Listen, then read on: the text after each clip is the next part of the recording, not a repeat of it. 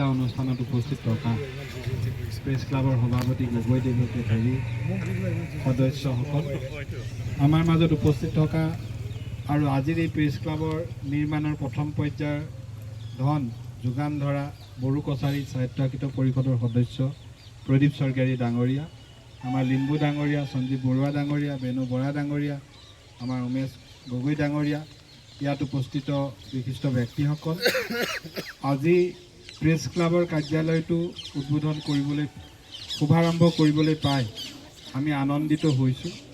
সাংবাদিকসকলে দিনে ৰাতিয়ে ৰাইজৰ খবৰ, ৰাইজৰ বতৰা সংগ্ৰহ কৰি নিৰন্তৰভাৱে জনসেৱাৰ কাম কৰি থাকে আৰু তেখেতসকলৰ বাবে বহিবলৈও কেতিয়াবা এটুকুৰা স্থায়ী ঠাই নাথাকে। বহু সময়ত এনেকুৱা হয় যে নিউজটো কৰাৰ পাছত কালেক্ট কৰাৰ পাছত পঠাবৰ সময়ত যেতিয়া স্ক্ৰিপ্ট লিখিব লাগে, কেতিয়াবা হোটেলত বহি ক'ৰবাত দোকানত বহি লিখি পঠাই দিয়া হয়।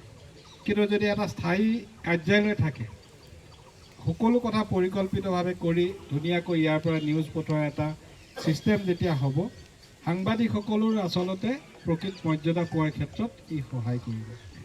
আজি আমি যদিও ঠাই টুকুৰা অলপ পাছফালে, কিন্তু সুন্দৰ ঠাই, নিজান ঠাই, লিখা মেলা কৰিবৰ কাৰণেও ভাল, কাষত CRPFৰ কেম্পটো আছে, নিৰাপত্তাৰ দিশৰ পৰা এটা ভাল ঠাই। মই আশা কৰিম এই ঠাই টুকুৰা সদায় খুব সুন্দৰকৈ ব্যৱহাৰ হ'ব। 5 লাখ টকাৰে আপোনালোকে যিখিনি নিৰ্মাণ কৰিব লাগে সেই কামখিনি আগবাঢ়ক।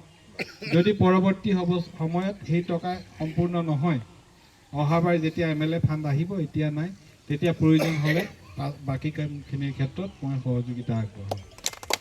আৰু আশা কৰিম যে কম দিনৰ ভিতৰতে আমি এটা ধুনীয়া কাৰ্যালয় বহিবলৈ পাওঁ।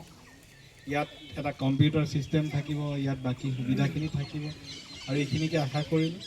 বেছি আচলতে সকলো সদায় পাই থকা মানুহ, দীঘলীয়া বক্তব্য ৰাখিব বিচৰা নাই।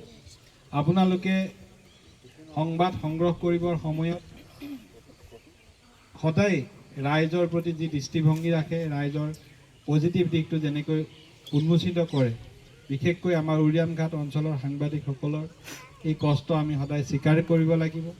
আপোনালোকৰ কষ্টক মই পুনৰ স্বীকাৰ কৰিছোঁ আৰু আশা কৰিছোঁ প্ৰত্যেকজন সাংবাদিক কুশলে থাকক, সুখেৰে থাকক, তাকে কামনা কৰি মোৰ বক্তব্য সামৰিছোঁ। ধন্যবাদ।